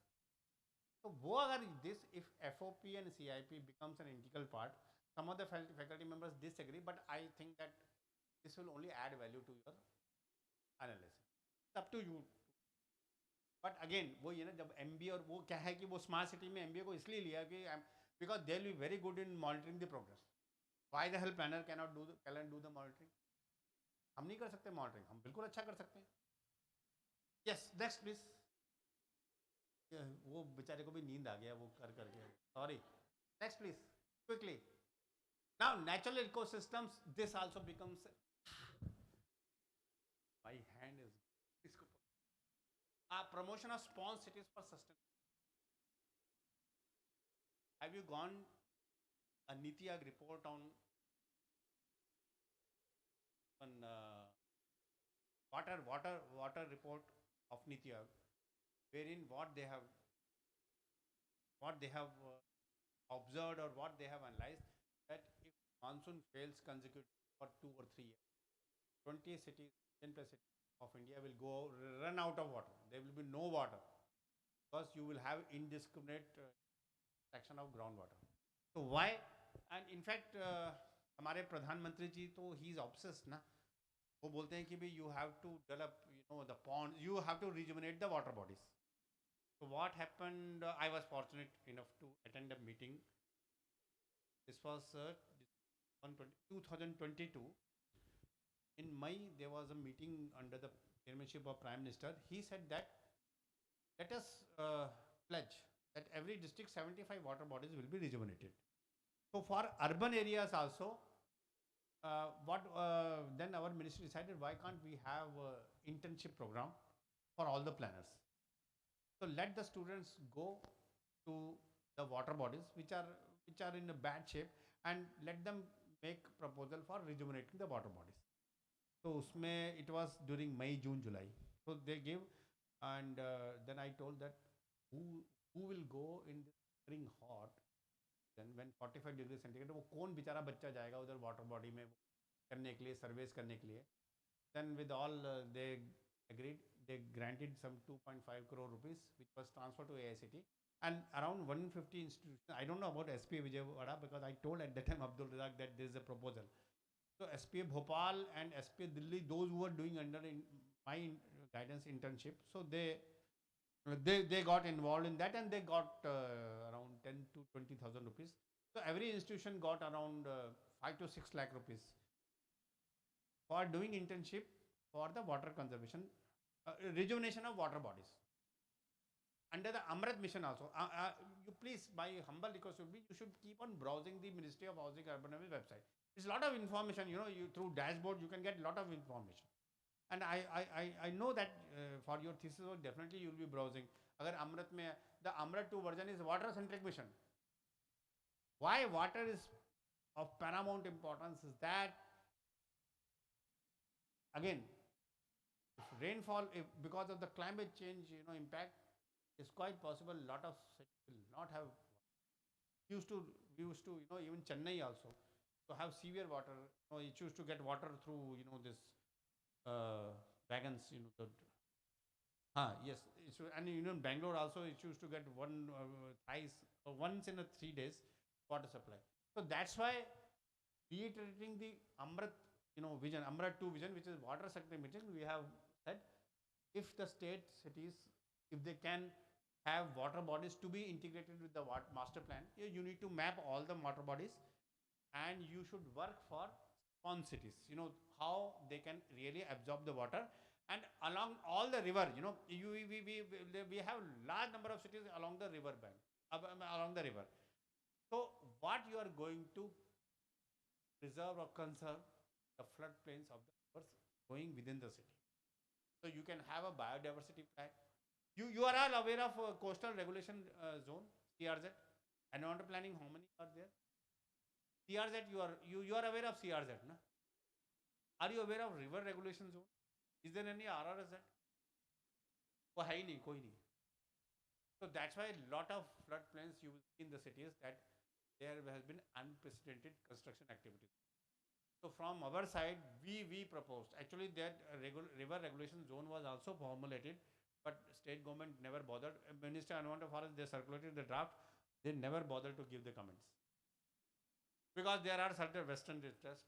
Because these all floodplains are, you know, the huge source of sand and all those things. The illegal mining takes place.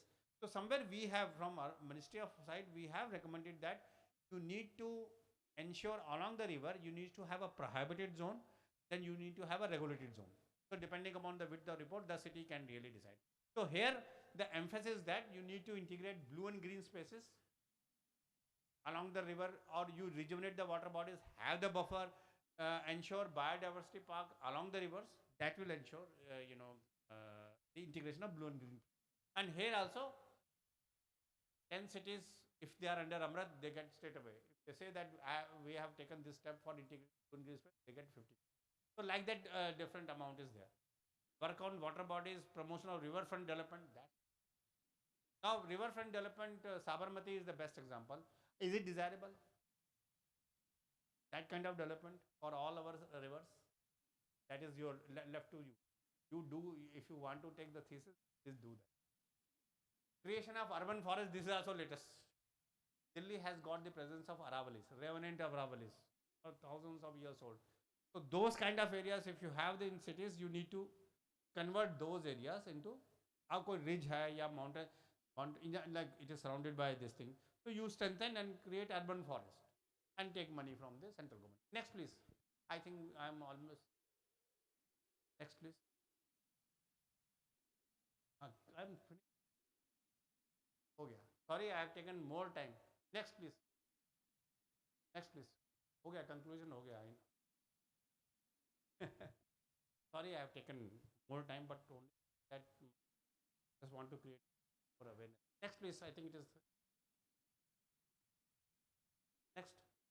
So this is next. It has come. हाँ गया वो. अरे वो पीछे चला गया. It has gone back. This is just these are all. Now every city has been advised to incorporate this. You know, the transportation network, mobility, blue and green infrastructure, economic planning, which is very much important. Economic planning and the land use plan. This, if they include these things in the master plan or development plan, they get 50. Next, please. Next, please. So of course, the outcomes in the last year, 15 states participated very enthusiastically. This year also all the states have participated. Last year, out of scheme, Out of out of 6,000 crore, almost 4,800 crores were disbursed to the states. Now, of course, impact is there. 13 states have implemented. 15 में से 13 states they implemented. 2,530 cities actually 30 cities have gone online building permission system. And of course, 12 states increase land use efficiency by removal of contradiction. Next, I think this, we are coming to the conclusion. Next, please. Yes, 13 states have adopted the affordable housing. 10 states have come up with a TOD policy. 11 states notified TRDR.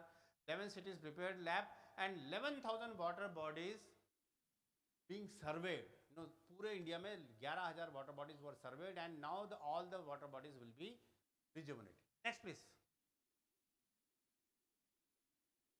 Yeah, this was around out of 6,000, 4,500 crores were disbursed. This year we expect that all the 15,000 crore rupees taken by the state government. Next, please. I think we are concluded. Of course, the impact is that states are advertising, filling up the post. Assam, UP, Bihar, 3 states already they have advertised the post. Similarly, they are revising their bylaws, better land use efficiency, land monetization is taken up. That some of the states have really demonstrated. Then, of course, through area-based strategy, bringing the ease of living, ensuring the reduction in interstate disparities, ease of doing business in construction, and enhancing the quality of life through the incorporation of various components of master plan. Next, please. Thank you very much for your kind patience. You know, they have given me half an hour, but I have taken one and one and so.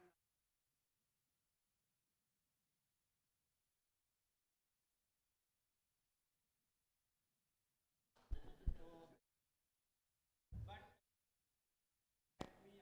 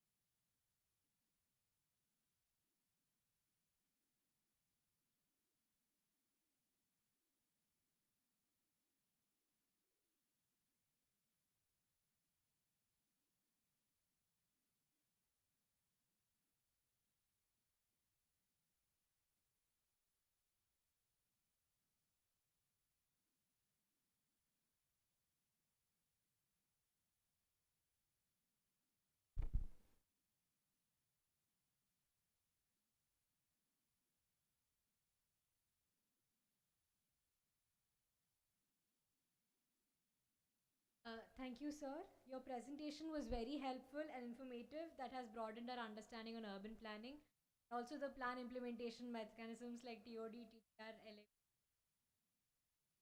and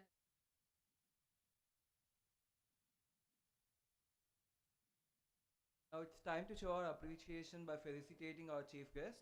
Sri R. Srinivasa, may we kindly request you to come forward to receive this token of our gratitude.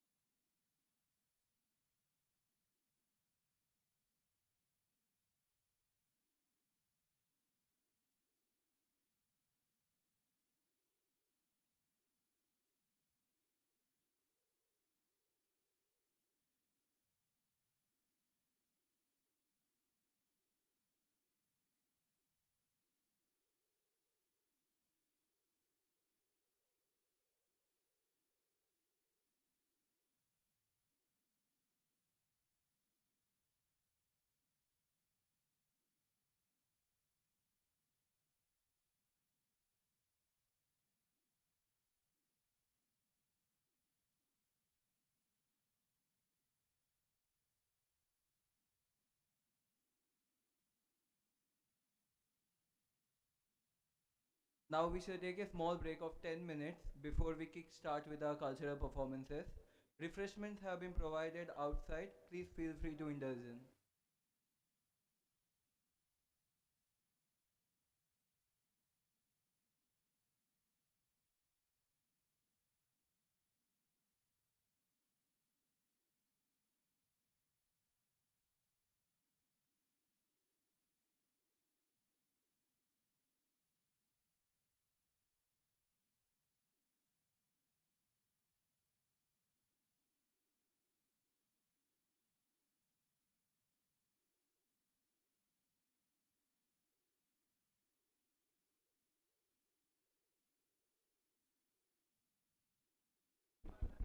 So this is a short 10-minute break. So after the break, do come.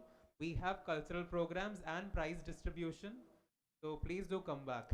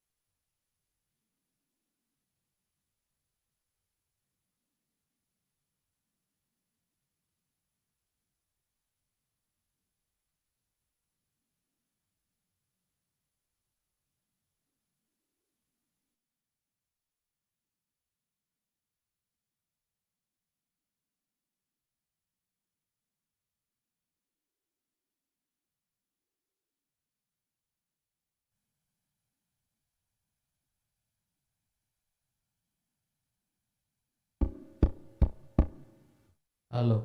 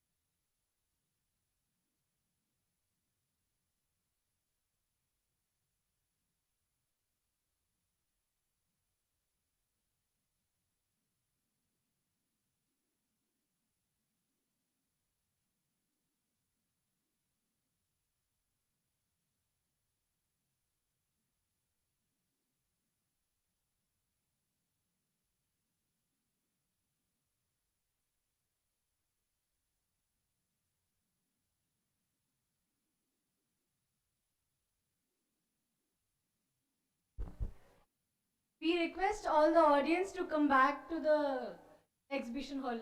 We'll be beginning with the culturals shortly.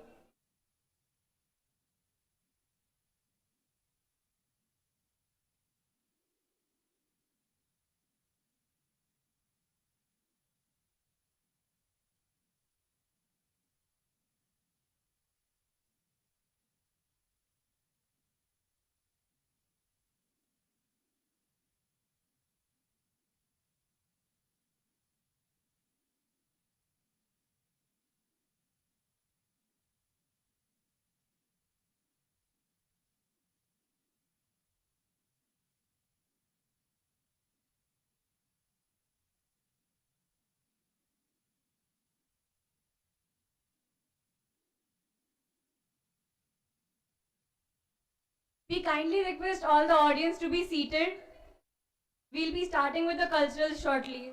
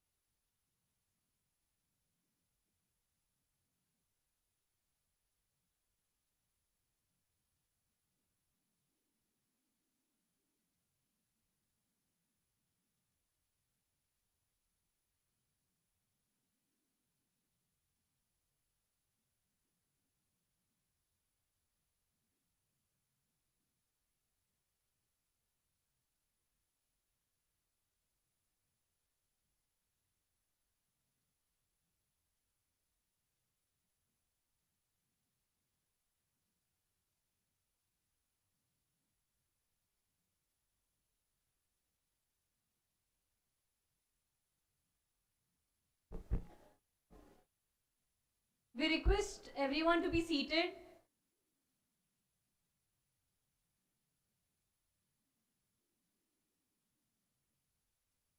So as now we get ready to be captivated by the artistic ability of our students as they present a variety of cultural performance.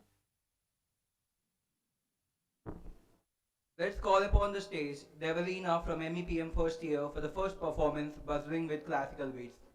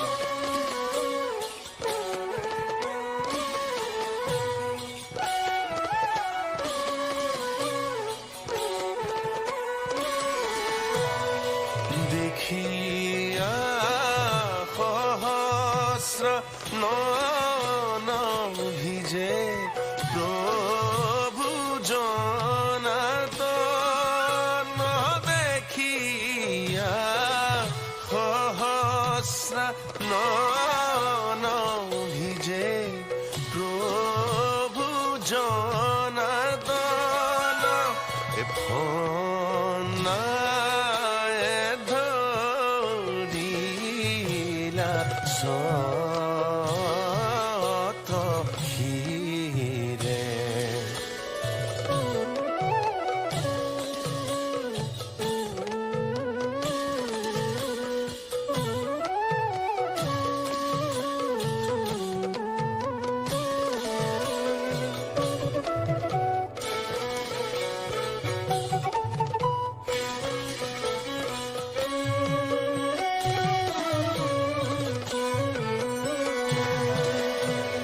পায়া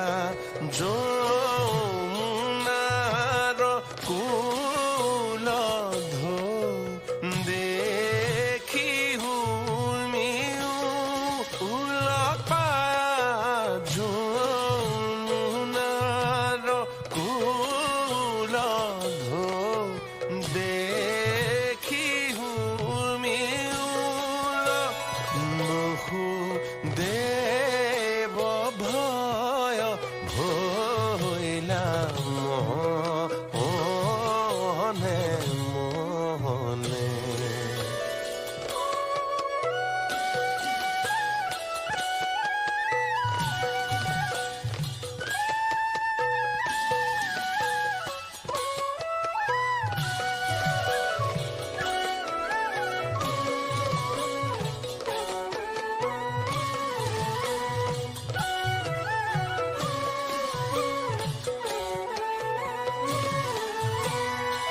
দেখি বাত দিলা মাঝে পার হইলা যদুর যে দেখি বাত দিলা মাঝে পারে ভইলা যদুর যে দীন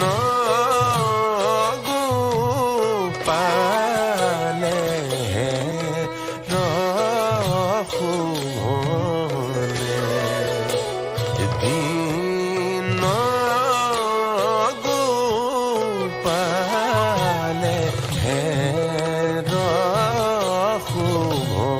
রহুনে গগনে গরজে ঘন কুলেল নারায়ণ চলে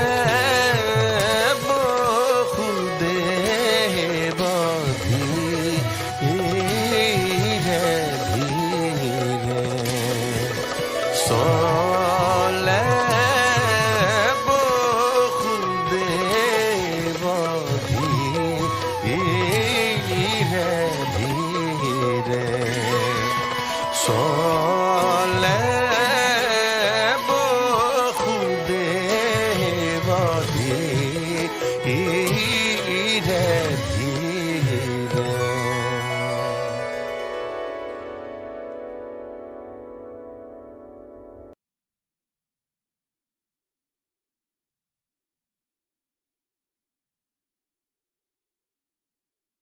That was a very beautiful performance. Thank you so much, Devlina.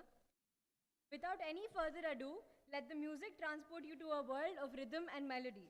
Welcoming our exceptionally talented musicians who are ready to take us on a mellifluous journey.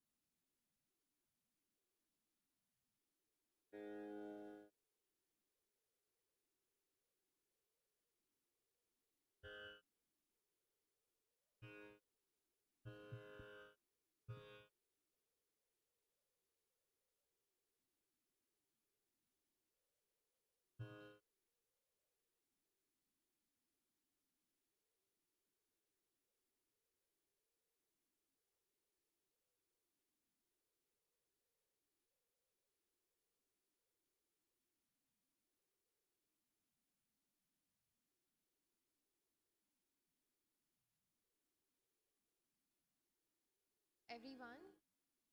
This small try of Hindustan presentation.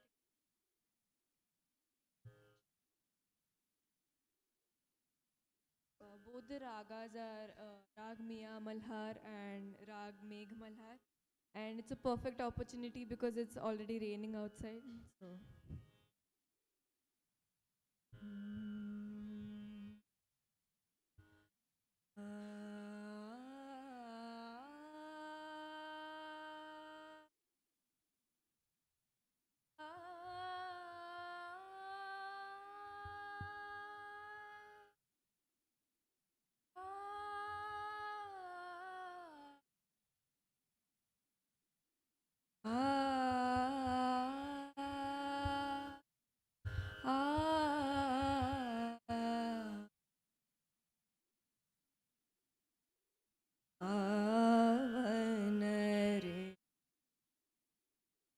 गावत मेघा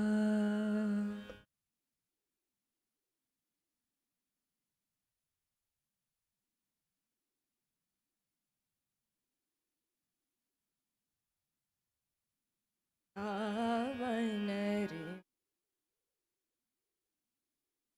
मेघा गावन रे मजे गावत मेघा परमेश्वर धनी सारे साथी सावन रिमजे गावत मेघा निरमल धवल पाक मन गुरु का निरमल धवल पाक मन गुरु का रिझावत सब सप्त सुरन में गावन रे गावत मेघा सावन रे मजे सावन रे मजे सावन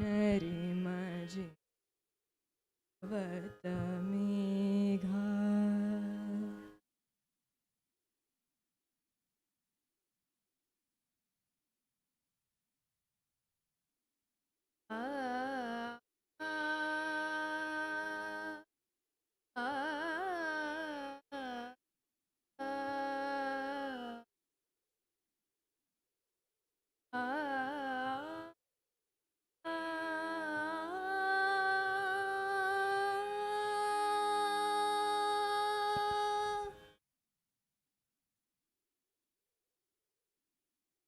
गरज गरज आज मेघ घनन घनन छाए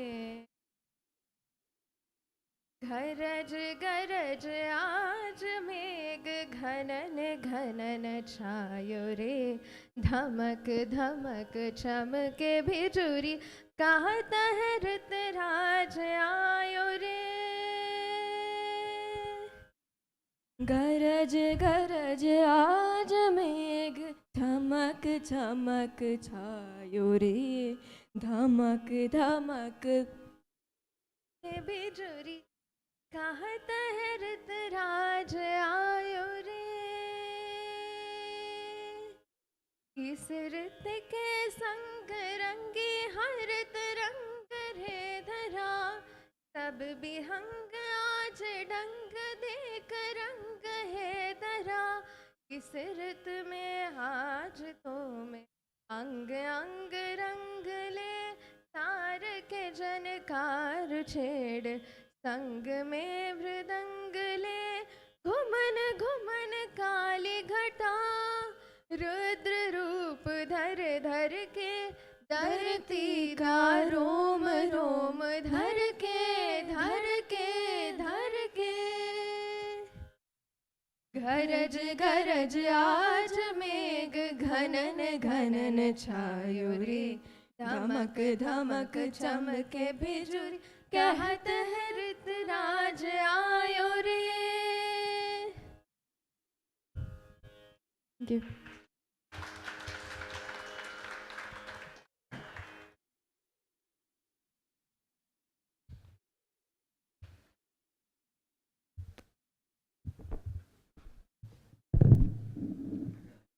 Thank you for the mesmerizing performance. Now get ready to witness a powerful and thought-provoking performance right here. Put your hands together for a drama performance by our students.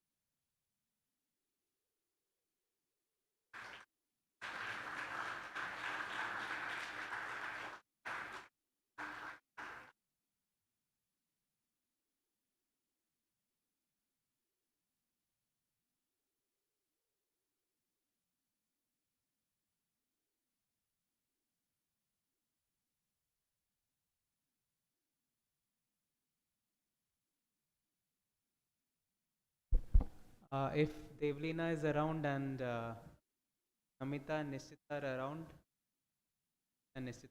Devlina, he come for another round of photo for the dance and the music performers too. Devlina is from first year, and you want to introduce your art form, want to tell about your art form. And we have Namita and Nishchita. Namita and from BARC second year and MARC second year urban design. So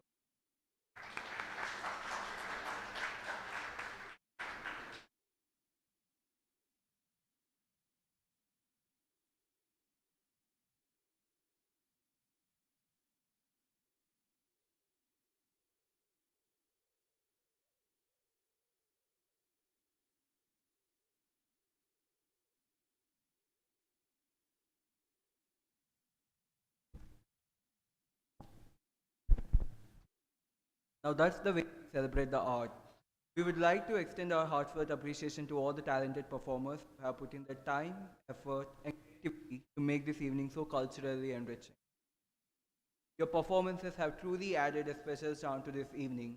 As we near the end of our Urban October, we are here to honor the winners of our student competitions. Our students have demonstrated exceptional talent and dedication in the pursuit of urban knowledge. I kindly request our esteemed dignitaries to join us on the stage for the prize distribution ceremony.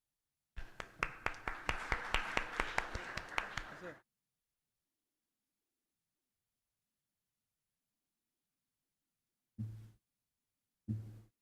Beginning with our first event, we have poster making competition on the topic Urban Vision building partnership for sustainable development, providing problem solving measures which aims to understand how SDG 17 can be integrated at local level scenarios to implement SDG 11.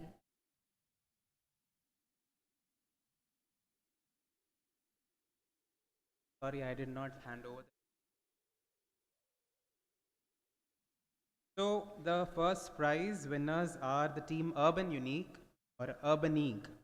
That is Gunjan Maheshwari, Dipangshi Dasgupta, and Ishita Gupta. I kindly request our head of the department, Adnaran sir, and our chief guest, Srinivas sir, to hand over the prize to the winners. So Gunjan is from B Plan third year. We have Dipangshi from MUD second year and Ishita from MUD second year. Please give them a round of applause. So the evaluation of these work was done today morning.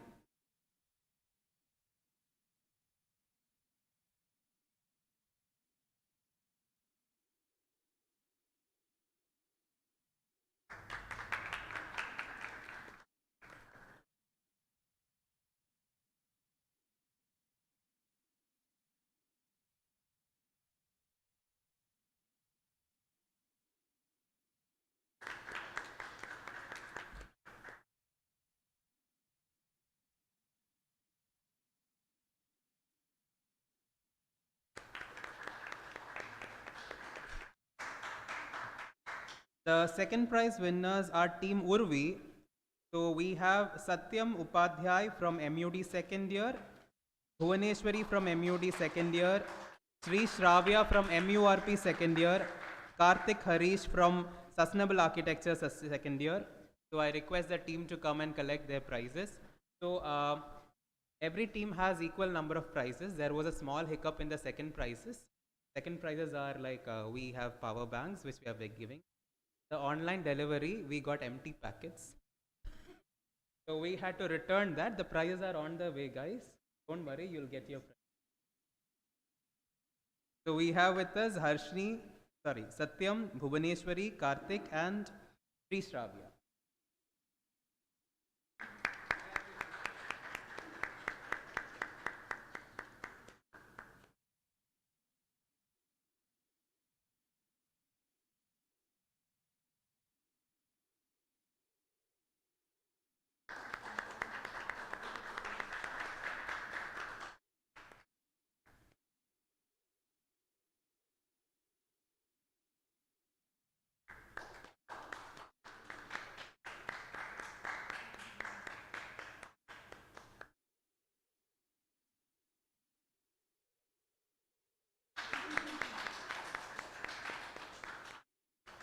Thank you, sir. Third prize is shared. We have two teams. The first team is we have Urban Dash, Team Urban Dash, Harshni Gumudavalli, B Plan third year, Sheikh Sarfraz, B Plan fourth year, Anushruta Kundu from MTP second year, Transport second year, and Deepak from again Transport second year.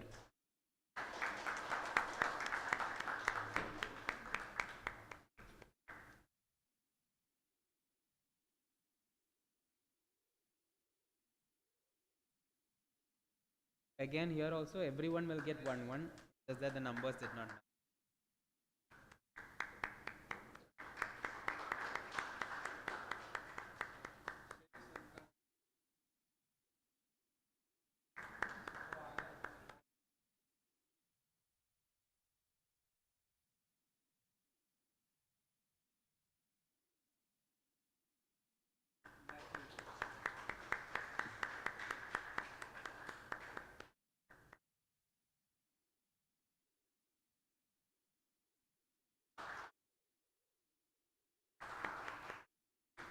We have one more team winning the third prize, that is the Oracas. So we have the team members Ravi Vats from B Plan third year, Disha Jain, MURP second year, Taruni Joshi, MEPM second year, and Vartika Agarwal, MURP second year. Guys, please come on to the stage to collect your prizes.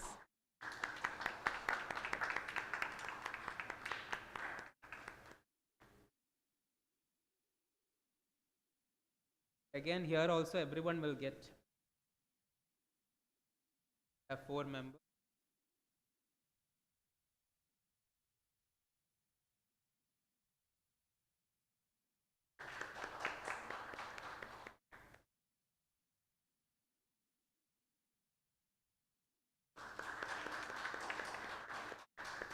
On behalf of the other team members, you can also collect your prize. Ravi, your prize is waiting for you.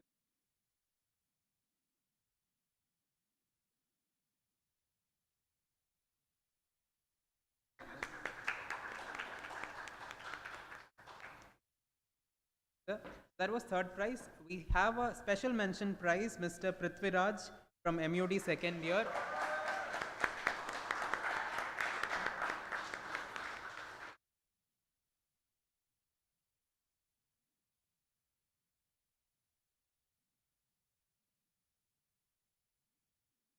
Prithviraj will get his prize because every entry was equally good. We did not feel like ending it at the third prize. We thought that everyone should get a prize. He'll get his prize very soon.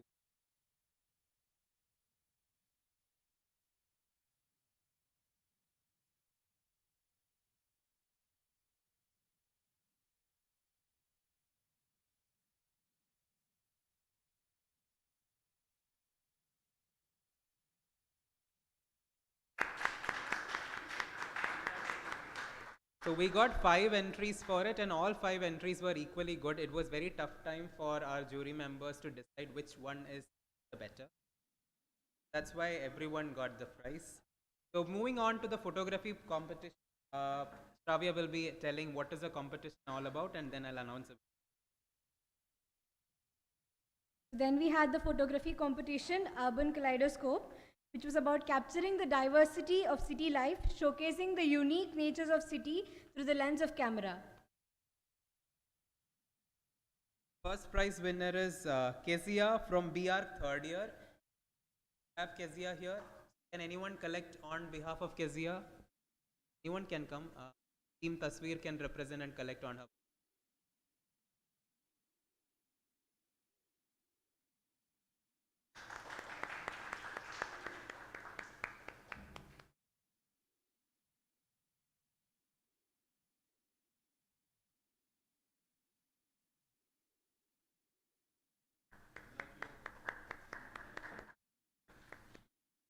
The winning entries are put up on the last row, the winning photographs. The second prize goes to Snigdha from B Plan fourth year.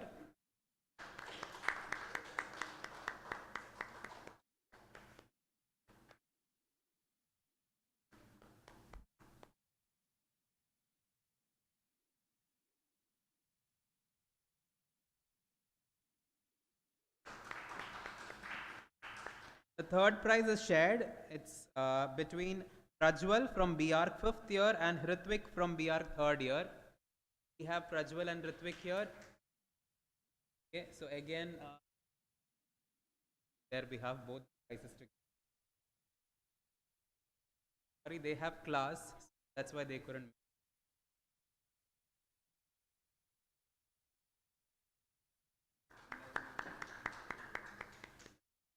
There is a special prize, mention prize here, Miss Harshni, B Plan 3rd year.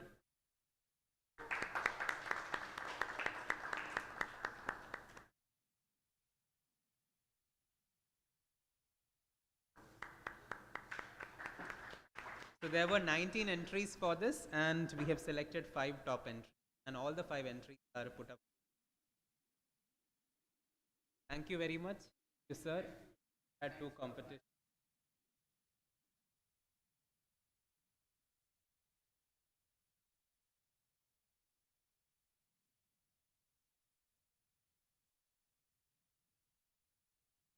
We would once again like to congratulate to all the winners. And now to conclude our event, we would like to invite our coordinator for the Urban October event, Rajiv Sir, Assistant Professor, to deliver the vote of thanks. Bhavya. So with this, we bring the celebrations of World Town Planning Day at Vijayawada to a close, and my privilege to extend our sincere gratitude have made here and made this program a huge. First and foremost, I take this opportunity to express my heartfelt gratitude and appreciation to our distinguished guest, R. Srinivas sir, from the former head of Metropolitan Planning Division, who have shared his insights and expertise, making this event informative and inspiring. Sir did speak on the major reforms brought out in the budget, and then he was focusing specifically on strengthening urban planning ecosystem, human resource. That was the first topic that. Then we moved into implementation of TPS and LAP schemes, and then we moved into modernization of building bylaws, then into promoting in situ rehabilitation, and then further into TOD, and then the way that policy, the national TOD framed, and then I had entered. So sorry that I apologize to the audience. I had to rush sir to come presentation, wherein sir did mention on strengthening NBS through urban planning, discussing on spawn cities, the need for urban, how we can start thinking on these. And also we did have a discussion on TDR as a plan. Sum up long discussion that we had. Sir, your contributions that you made for coming all the way from Delhi till Pacific has been very invaluable for us and our understanding of the reforms have to bring in urban planning to. Thank you, sir. I also extend my heartfelt thanks to Professor Dr. Ram because of his urgency at to because of which part of this here in person.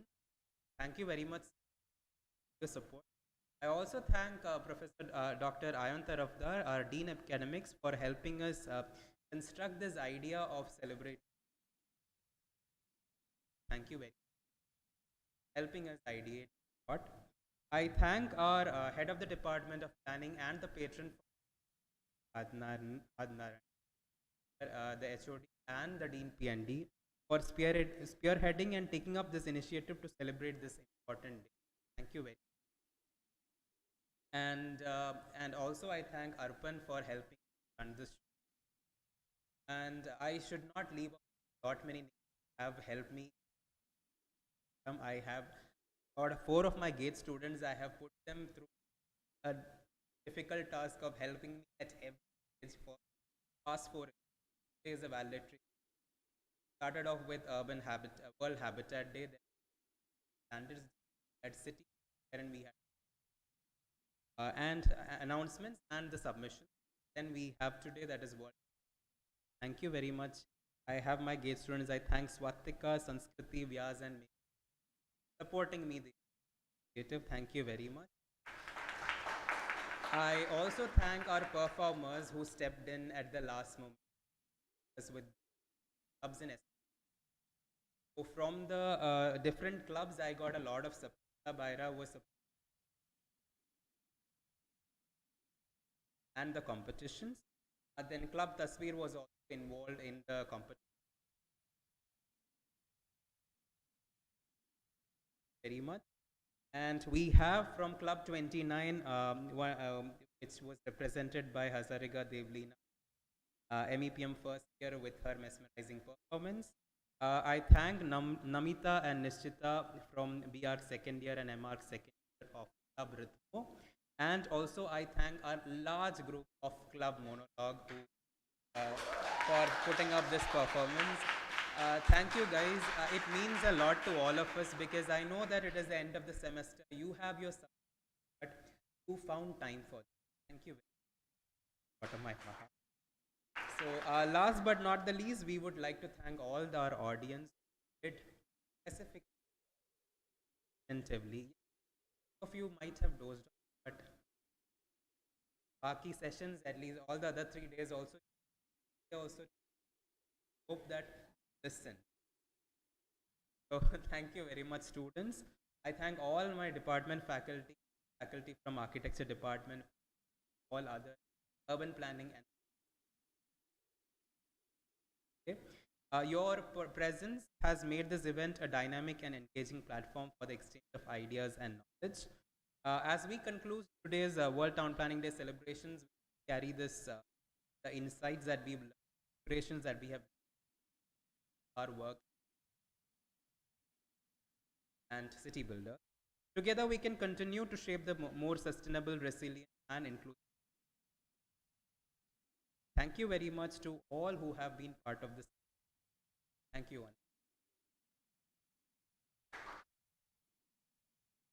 I forgot.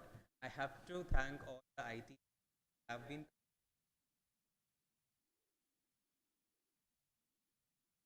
all the. Thank you all.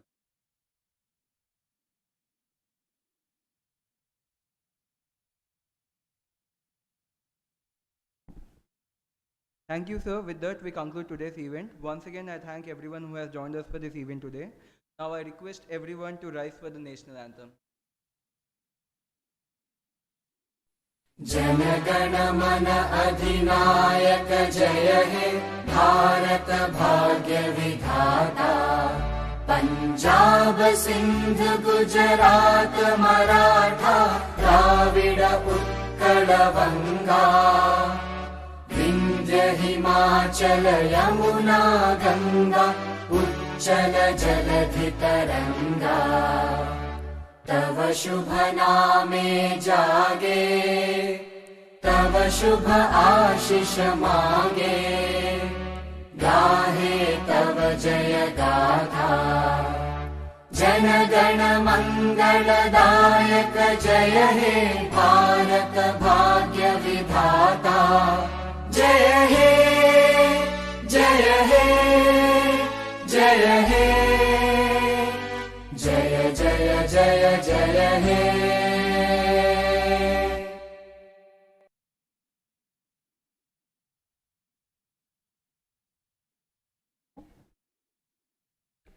As we draw the curtains to today's event, I would like to express my gratitude for all your active participation and insightful contributions. Your engagement, passion, and dedication have truly been shown. And we look forward to carrying the same momentum to the future. Once again, thank you all.